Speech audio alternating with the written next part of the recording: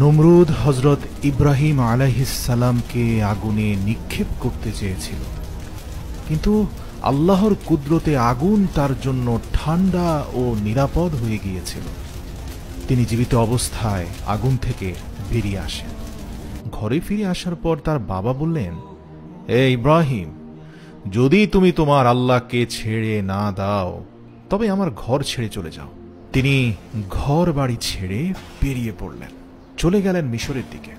মিশরের রাজা যখন জানলেন ইব্রাহিম আলাইহিস সালাম আল্লাহরই একজন নবী, তখন তিনি নিজের কন্যা হযরত হাজরাকে হযরত ইব্রাহিম আলাইহিস সালামের সঙ্গে বিবাহ দেন।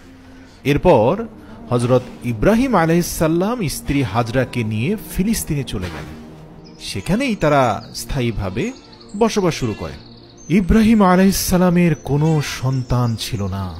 তিনি দিনরাত দোয়া করতেন, হে আল্লাহ, আমাকে একটি ভালো পুত্র সন্তান দান করুন। অনেক বছর পার হয়ে গেলেও সন্তান আসেনি।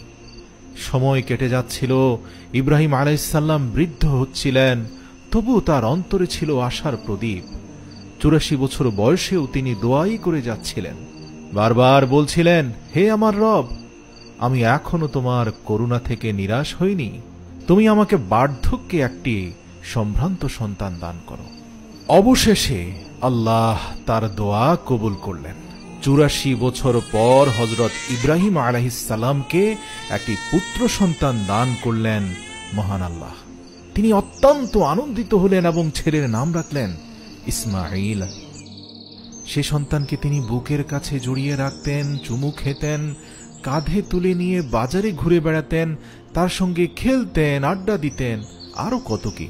কিন্তু সে আনন্দ দীর্ঘস্থায়ী হয়নি। সন্তানের জন্মের 1 সপ্তাহ পার হয়নি, তখনই হযরত জিবরাইল আলাইহিস সালাম আসমান থেকে এসে বললেন, হে আল্লাহর নবী, আল্লাহর নির্দেশ, আপনি আপনার স্ত্রী ও সন্তানকে নিজের থেকে আলাদা করুন। ইব্রাহিম আলাইহিস সালাম আতঙ্কিত হয়ে জিজ্ঞেস করলেন, হে জিবরাইল, আমি কোথায় নিয়ে যাব আমার স্ত্রী ও শিশুকে? তিনি বললেন, আল্লাহ যেদিকে নির্দেশ দেবেন সেদিকেই তাদের নিয়ে যাবেন। পরদিন সকালে জিবরাইল আলাইহিস সালাম উট নিয়ে মানুষের রূপে হাজির হন। ইব্রাহিম আলাইহিস সালাম, স্ত্রী হাজরা ও শিশুপুত্র ইসমাঈল আলাইহিস সালামকে উঠে বসিয়ে নেন আর নিজে উটের পেছনে পেছনে হাঁটতে থাকেন। তাদের এই চলার পথে প্যালেস্তাইনের পুরো শহর পেরোয়, দিন পেরোয়, সপ্তাহ পেরোয়, মাস পেরিয়ে যায়।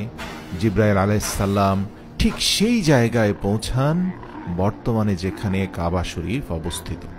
তখন সেখানে কেউ বাস করত না, চারপাশে পাহাড় আর নীরবতা। জিবরাইল আলাইহিস সালাম বলেন, ইব্রাহিম, তোমার স্ত্রী ও সন্তানকে এই নির্জন স্থানে রেখে দাও, এরপর নিজে ফিরে যাও ফিলিস্তিনে। ইব্রাহিম আলাইহিস সালাম স্তব্ধ হয়ে গেলেন। এ কি, সেই সন্তান যার জন্য আমি পুরো জীবন দোয়া করেছি তাকে এখন ফেলে যেতে হবে? কিন্তু এটাই আল্লাহর হুকুম, আর ইব্রাহিম আলাইহিস সালাম আল্লাহর হুকুম মান্য করার ক্ষেত্রে পৃথিবীতে অতুলনীয় একজন মানুষ।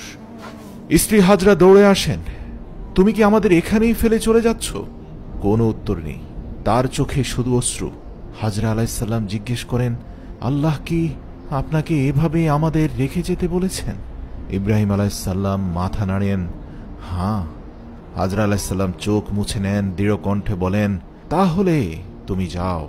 আমার আল্লাহ কখনো আমাদের কষ্ট দেবেন না, আমি তার জন্য ত্যাগ করতে প্রস্তুত। ইব্রাহিম আলাইহিস সালাম চলে গেলেন।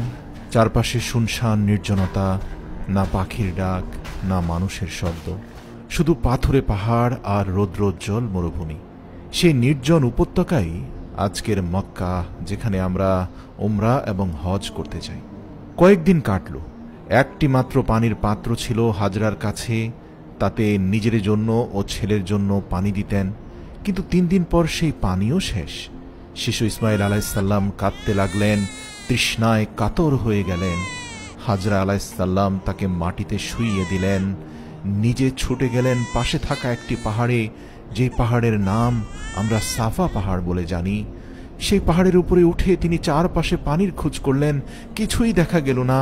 তখন দৌড়ে গেলেন অন্য পাহাড়ে, যার নাম মারওয়াহ। যেখানে আমরা আজ ছুটে যাই হজের জন্য